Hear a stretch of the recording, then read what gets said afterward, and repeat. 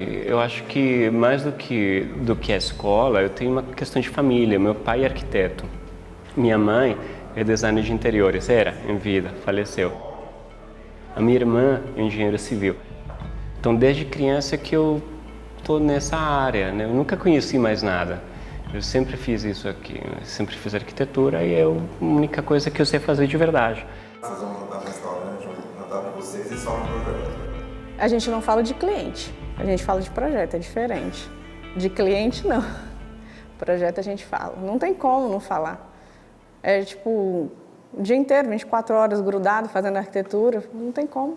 Gosto dessa parte de se sentir em casa. Os nossos projetos, na verdade, a gente tem muito disso, que a gente faz os projetos, muitos deles, além de pensando no cliente, muito no que a gente faria. O Eduardo, ele é mais conceitual. Eu já sou mais funcional. Para mim, a casa tem que funcionar. E, assim, às vezes o projeto nasce um pouco desse conflito, porque ele quer uma coisa bem conceitual e eu fico brincando que eu fico puxando ele, né? Eu fico, vem cá, mas espera aí, como que vai fazer isso? E agora? Porque depois, quando vai para a obra, aí que aparecem as coisas, né? Os pepinos. Mas, enfim, a ideia é sempre que seja uma casa confortável e que a gente gosta. Todas as nossas casas, eu acho que muitas poucas casas que a gente fez, assim, a gente não moraria plenamente nelas felizes. O Eduardo, ele passa muito tempo, às vezes eu até pressiono ele um pouco, mas ele passa muito tempo, assim, ele chega um cliente, ele fica pensando naquele projeto na cabeça e eu começo a ficar angustiada porque eu não vejo nada saindo, assim, sabe? Eu fico nervosa, eu fico, cara, daqui a pouco é o deadline, cadê o projeto, entendeu? Nós não temos um escritório muito grande, então temos em torno de 10 clientes por vez, né, mais ou menos. Mas os que vão para o escritório, eles são muito direcionados. Os clientes, graças a Deus, são clientes que nos procuram porque se identificaram de alguma forma com a gente. O resultado disso aí, com certeza, foi uma conversa nossa com a Alessandra, que ela já chegou com muitas referências e aí a gente foi trazendo aquela coisa de Brasília e ela com aquela coisa um pouco mais provençal, mas ao mesmo tempo colorida, e aí saiu isso aí. A maioria dos nossos projetos que tem em Cobogó, a gente traz para aparecer. Tira proveito de um elemento que funciona perfeitamente bem em Brasília, né? Tem ventilação, tem sombra, tem luz, não tem por que a gente não aproveitar ele. Eu acho que a tendência do nosso cliente acaba sendo, talvez, uma pessoa que procura uma coisa mais seca, vamos dizer assim, poucos elementos, né? Normalmente tendem a ser pessoas muito ligadas a artes, escultura, filme, são pessoas ligadas à música. Então, assim, por exemplo, esse cliente aqui da 115, o marido tinha uma vitrola, esse móvel que a gente fez, onde tem a portinha de palhinha e aquela tampa onde está a caixinha, na verdade tem uma vitrola escondida ali. O desenho desse móvel foi um pouco lembrando aqueles móveis de vitrolas antigos. A ideia era essa.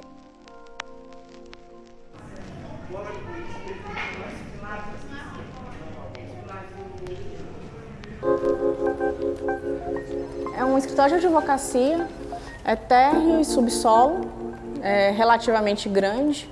Isso aqui tudo é basicamente piso de microcimento, só, pintura, efeito concreto. E tem esse balcão, que foi uma coisa que a gente fez, tipo assim, vamos aloprar um pouco, foi fazer ele literalmente flutuando. Ele é totalmente em balanço. A escada, os degraus, eles existiam. Nós tínhamos um orçamento super limitado. Nós tínhamos 100 mil reais para fazer um escritório. E aí o que acontece? Eu não consegui trocar a escada por causa do orçamento, mas eu consegui deconstruir. Eu consegui pegar o que eles tinham, deconstruir o que eles tinham e fiz uma coisa diferente. Essa procura, né, por entender a necessidade, a essência, essa procura por entender o que está por trás de cada projeto, faz com que a gente consiga encontrar um elemento. Por exemplo, a gente fez uma clínica um tempo atrás que é toda feita em latão. Nesse projeto, nós encontramos um material que atendia, né, a nossa cliente, o público que ela queria, enfim, a história que ela tinha por trás. E foi, a partir desse encontro, foi super natural. Então, uma arquitetura que é, entre aspas, de linhas retas, minimalista, mas tem princípios muito básicos. Fez dela única, fez super aconchegante porque ela é verdadeira, super honesta. Essa é a secretária mesmo, a messinha dela, né? Essa luminária, ela é super importante para a composição desse ambiente, né? O pendente, a linha, a geometria, o dourado. É o showroom de carros da Eurobike. A arquitetura ela tem que atender alguns princípios que são: tem que funcionar exatamente do jeito que o cliente precisa. Nesse caso aqui é vender carros. A tecnologia, o orçamento estava bem definidos, vender carros de luxo.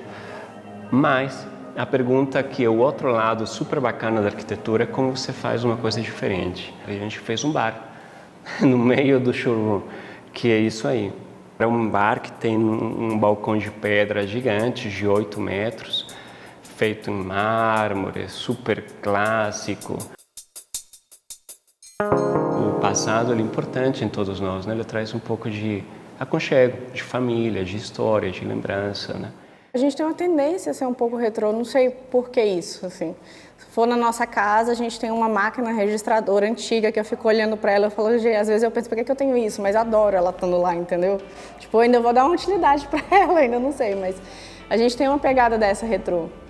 É um pouco de relembrar tudo, né? Família, vem tudo junto, né? Os amigos, as coisas, tudo.